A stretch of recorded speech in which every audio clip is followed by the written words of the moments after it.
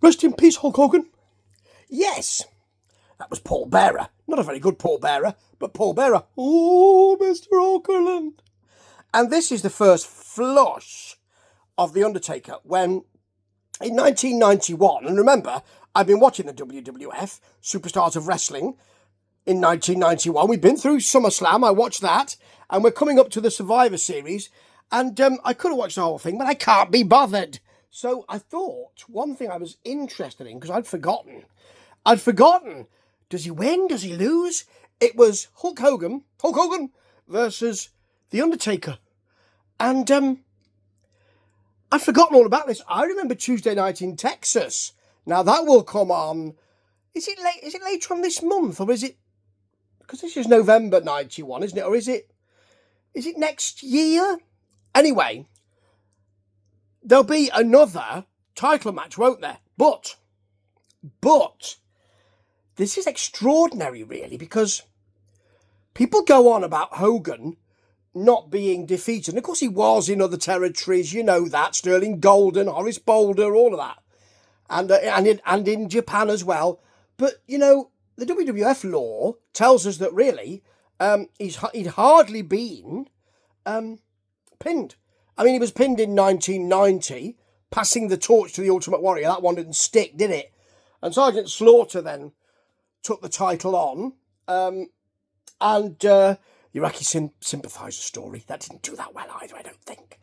And he won it back, did Hogan, at WrestleMania 91. So he is the champion here. And The Undertaker, in this incarnation, we haven't got that American badass stuff or the corporate ministry or anything like that.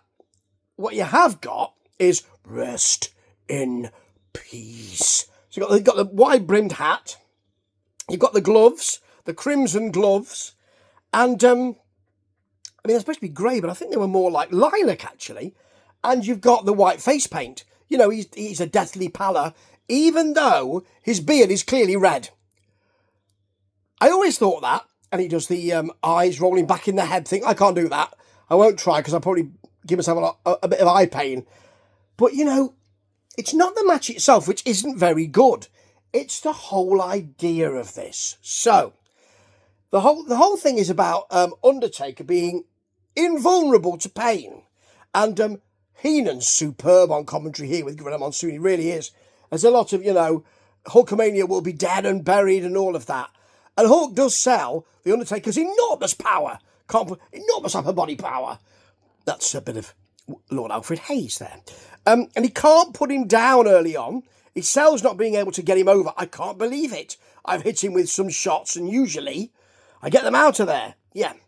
Even at the beginning when The Undertaker shoulder blocks him and he falls to the mat, he bails very quickly. I have to say as well, Hogan goes to the eyes about 3 or 4 times in this match. And nothing's mentioned, Jess.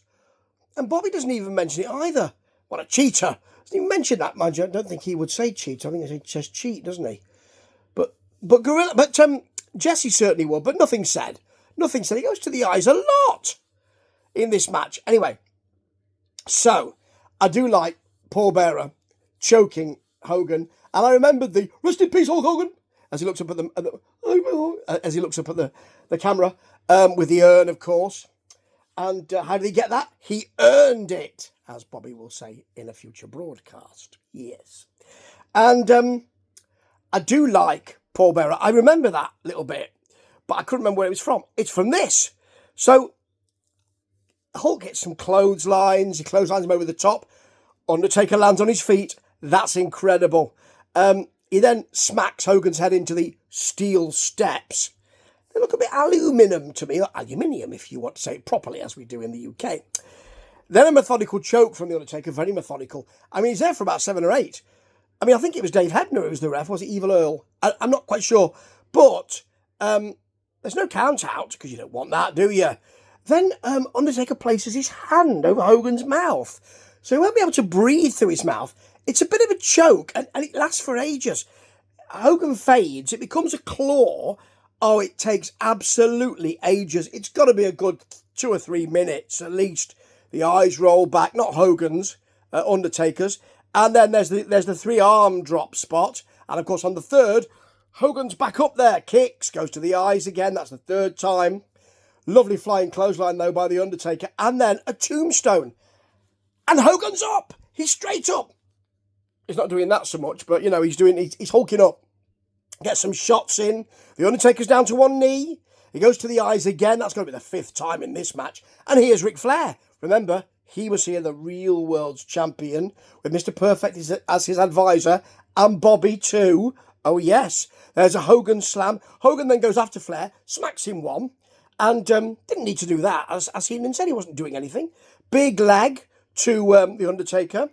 Paul Bearer grabs Hogan's leg, and then the Undertaker hits a really soft tombstone. It's beautifully done, beautifully managed on a chair that's very nicely slid in by Ric Flair. And it's a pin, folks. And you know what? It's a clean pin, i.e. didn't kick out at 3.2 or 3.1. No, I know there was some shenanigans, but that is a clean pin. Not in the centre of the ring, more to one side, but it's a clean pin, folks. And not only have you got the Undertaker leaving, you've got Hogan looking really as if he's in real trouble. Oh, he's unconscious, apparently. Front row crowd don't seem bothered, actually. They had to cut away very quickly because a couple of people in the front row, way! So they cut away to a kid crying. Yeah, find a kid who's crying. That's right. Take his ice cream away and film him. That sort of thing, you know. So, yes, a bit itchy tonight. They show Hogan being incapacitated. That's incredible. And it really showed how much store they placed in The Undertaker. And you know what? That store that they placed in him was very, very well deserved. Ta-ta.